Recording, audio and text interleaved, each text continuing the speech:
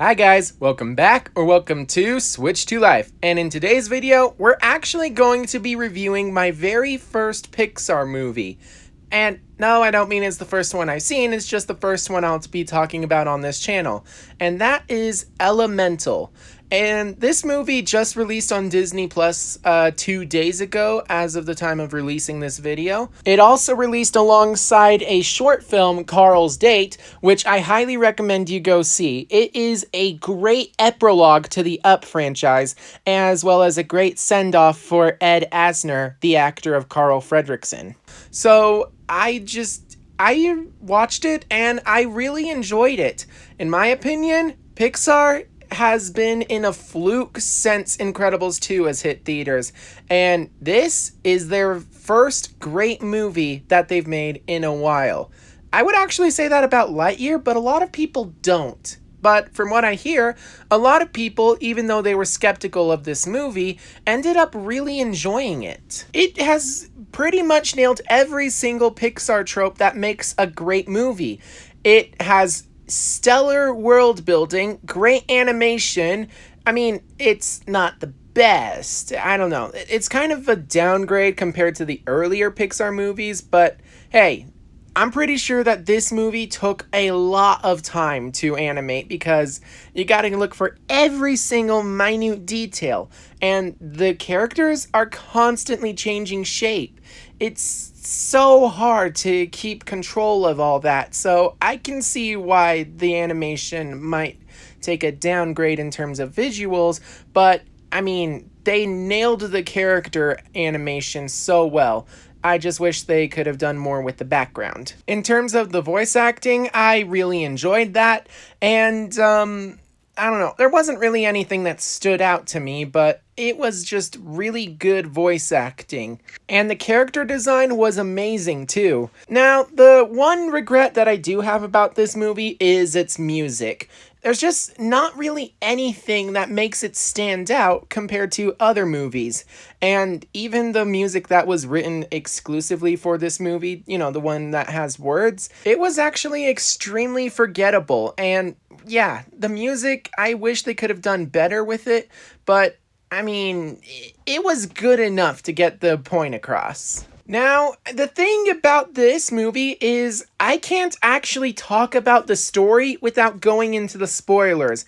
If you watch the marketing for this movie, it focuses on the wrong thing. If you watch the marketing, this is a love story between a water boy and Fire Girl. That is not what this movie is. Sure, it's a small part of the movie. Well, actually a pretty large part of the movie, but there's way more to this movie than that. And unfortunately, this is your spoiler warning because I can't talk about the story without going into spoiler territory. So here you are. Those of you who haven't seen the movie or are not concerned with spoilers, welcome. So, as I've said before, the movie isn't about a love story.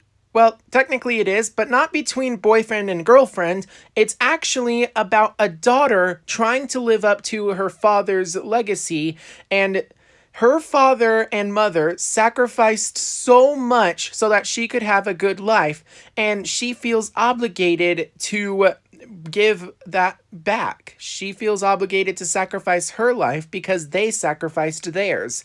And it's really sweet, and well, we see a lot of what happens to the emotional stress that this situation can cause. Namely, her anger about the fact that she doesn't want to actually inherit her father's shop, which, even though she knows that he needs to retire, she can't help but feel like she doesn't want to do it.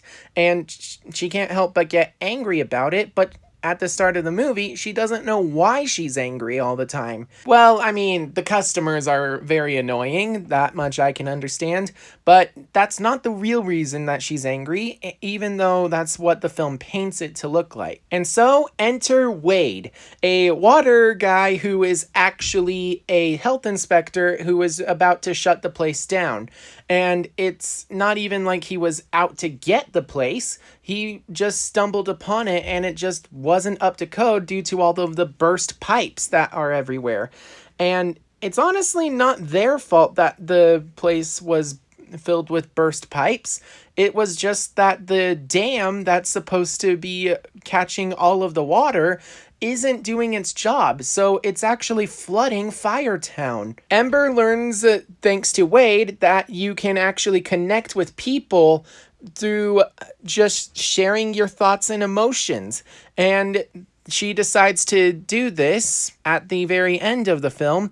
But building up to that is a very long journey, and honestly, that's what makes this movie so good. The character development is actually authentic.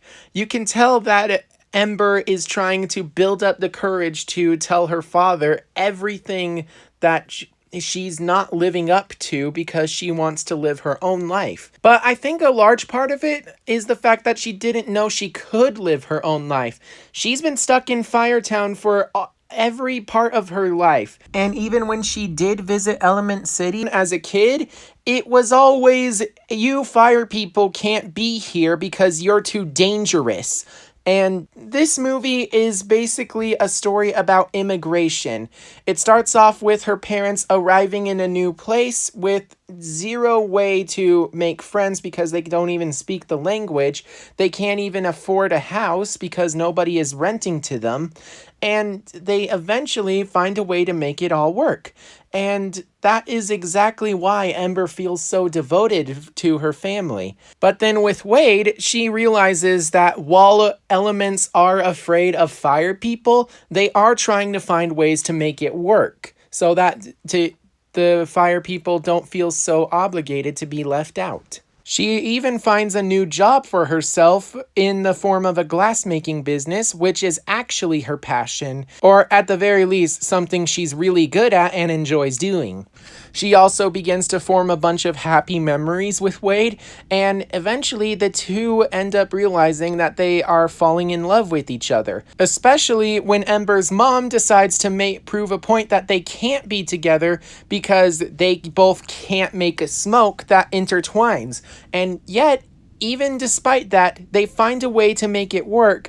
Wade literally does everything that he can to prove that they can be together. And while Ember is a bit reluctant, she does end up falling for Wade too. And she realizes that they can be together if they find a way to make it work, just like everything that they've been doing in their time together. Now, of course, it would not be a Pixar movie if there wasn't a sad scene.